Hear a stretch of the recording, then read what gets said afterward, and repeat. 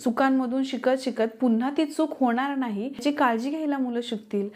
हळूहळू मुलं परफेक्ट व्हायला लागतील. पण त्यासाठी पालक म्हणून आपण पेशन्स ठेवणं, त्यांच्या चुकांना व्यवस्थित आणि योग्य दिशा देणं हे आपण पालकांचं काम आहे. आणि ते जर आपल्याला योग्य रीतीने जमलं तरच मुलांना शिस्त लागणार आहे. काय होतं, बऱ्याचदा छोट्या छोट्या गोष्टींमध्ये जेव्हा आपण मुलांवर ओरडतो ना, त्यानं काय होतं, हळूहळू मुलं आपल्याशी खोटं बोलायला लागतात.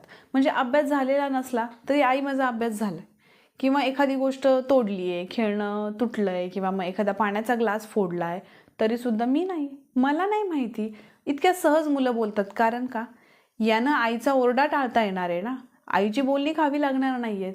मग मुलं खोटं बोलण्याचा मार्ग निवडतात. त्यामुळे मुलांच्या चुकांना शिक्षा देण्यापेक्षा आपण त्यांना योग्य दिशा देणं आणि योग्य काय अयोग्य काय हे समजून सांगणं खूप गरजेचं आहे.